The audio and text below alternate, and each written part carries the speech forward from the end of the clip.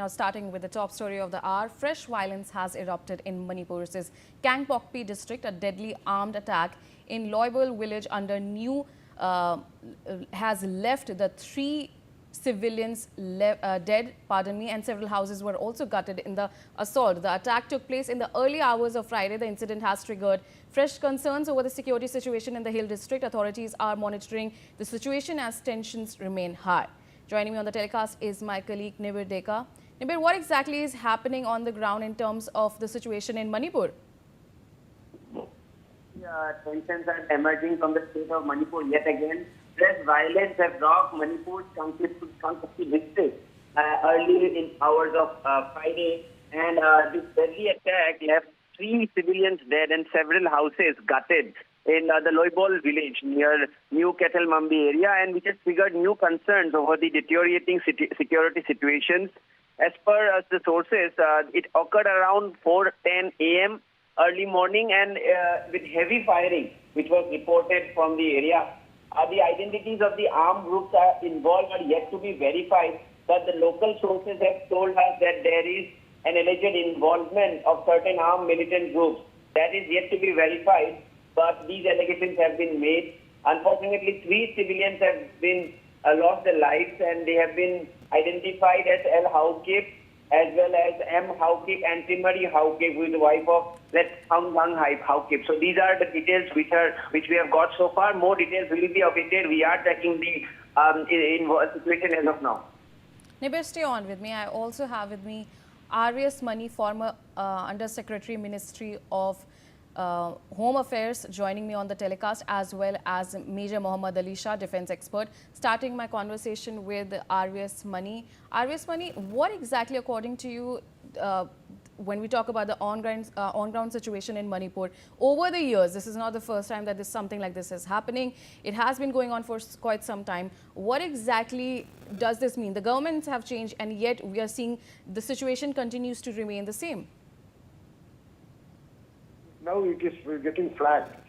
The government of India has taken control of the Siliguri corridor, trying to bring the northeast states under control. Northeastern states were always peaceful, but basically some external enemies, whether coming from the Myanmar route or whatever it is, they are being engaging with it. It's very obvious. The footprints of external enemies are very clear. Otherwise, we have been enjoying peace for the last few months. And peace has been coming, and whenever there is a consolidation of these peace, the vested interests from across the border. See, even the free movement road between the Myanmar border to Manipur has also been quite tightened. In spite of that, they are able to come in, and also the arms, it is a case of armed militant attack in the wee hours of the morning. Certainly there has been some regrouping among one of the groups. We do not know what one of the warring groups has regrouped themselves and trying to make a statement. So these are all the things. Let more facts come out. And Mohammad Ali Shah, my friend, is very well aware of he has worked in Manipur more than anybody else, so he would know the exact geography and the ethnicity of the Manipur, why this is happening, why this is unrelenting. The point is, every 6 months there's an attack. Periodically, why they are not relenting, what is the issue there, whether it can certainly be resolved by dialogue. I am willing, I have offered myself, Major Shah has offered himself, so these are all issues which can be certainly sorted out. That crisis of confidence, that crisis of affection towards the nation or affection towards the state, that seems to be missing somewhere, so that they become vulnerable for radicalization from across the country or from vested interests or insurgent groups operating in Northeast. All other Northeastern states have enjoying relatively peace for a long period of time, but Manipur is unrelenting. That's what I wanted to say. All right, Keithelmanbi, stay on with me. I also have with me Major Mohammad Ali Shah. Major Mohammad Ali Shah, as you have had experience in Manipur, what exactly do you think is the long-term solution for something like this? Obviously, things have changed for the better, a couple of months, but for a long-term perspective, what exactly needs to be done on the ground? I agree with Mr. Mani, and It's a very, very pertinent question that you have asked me, but this question could go a very, very long way in actually attempting to solve the crisis in Manipur. See, the problem in Manipur, there are two types. One is an insurgency problem, underground, okay? And the other is the ethnic violence that has been going on in Manipur, the Maitis and the Kuki. And the ethnic clash, for example, in 90s, also in 1997, there was a very big clash among the one community in Manipur, which clashed within themselves. So this it's not new. Ethnic violence happens in Manipur, but Maitis and Cookies have clashed for the first time. Now, there is a clash. I think, firstly, on ground, what should happen? When we put in Assam Rifles, we put in army, we put in force.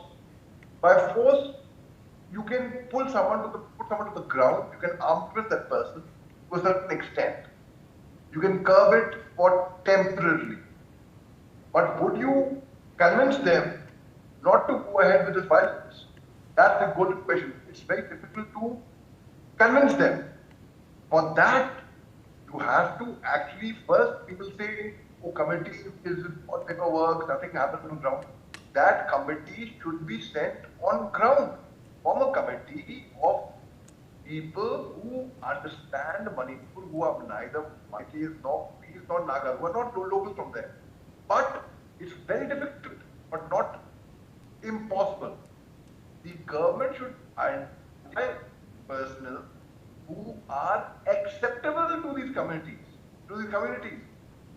who are not from Manipur, who come there on ground, explain to them, see things, and talk to them and make them feel that they are as much as a part of us as we are of them. That feeling of belongingness. And I think Manipur is a beautiful state which has given so much to the nation. You talk about Mary Kom, you talk about Veera, you talk about Atathyam, the list is endless. They are amazing, outstanding sportsmen. Outstanding, absolutely. And they are soldiers. They have in the blood. They are soldiering in the blood. It's a martial race. When I was with the Assam Rifles for my patrolling, I would keep the Manipur boys in front because they smell it. So when we have people who do not belong to Manipur, but at the same time who are acceptable, because they don't accept people from outside the community very easily. But it's not impossible. I'll give you an example. My battalion, 36 Assam Rifles, when I was there, my commanding officer ensured, in Nagaland I'm talking about, that we donate blood every 3 months. Voluntarily, we arranged camps for them. We did health checkup camps, education camps, eye checkup camps. We did all that we could. So when the local villagers who were earlier intimidated by the defense forces would see us in our uniform and our weapons, they would say that the armed forces are here to protect us, not to intimidate us. And they would relate to us. I learned the local language, for example. I learned the culture, the food habits. So we have to, I volunteer myself. I am very keen, in fact. I've been very keen to go to the most beautiful part of the country. I was there, I didn't consider work because I was enjoying my work. I was enjoying being with, I love being with them. So you have, the government must identify such people who are genuinely passionate and not difficult. They are very prominent figures on YouTube, on media. They've been very vocal about Manipur. Get them together, form a team, let them out in Manipur and let them speak to the local leaders over there. Otherwise, we can say we have to do it intelligently, right? We have to do it intelligently.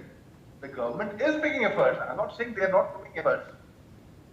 I'm saying the government is concerned, but doing it in the right way. That is the bottom line. So when you do it the right way, you actually do it where it's effective. I think a lot can be done that way. All right. In terms of this, Major Muhammad Ali Shah, as per we have seen developments in terms of these armed assailants as well as the fresh violence. What do you think in terms of the people on the ground? What are their sentiments in terms of these developments? Okay, you know, when I was inducted in northeast part of India, from J&K, from Jammu Kashmir, from the border, from the line of control, I had spent 2 years at the line of control and I had come to the north part of India. So I was told that the insurgency there is very different from what you will be experiencing over here. What you have done over there, please learn that as soon as possible. And yes, and they were so right. And I did fight it very, very differently. For example, so there we are fighting insurgency, right? There was I'll tell you a case where we were surrounded by thousands of villagers at night.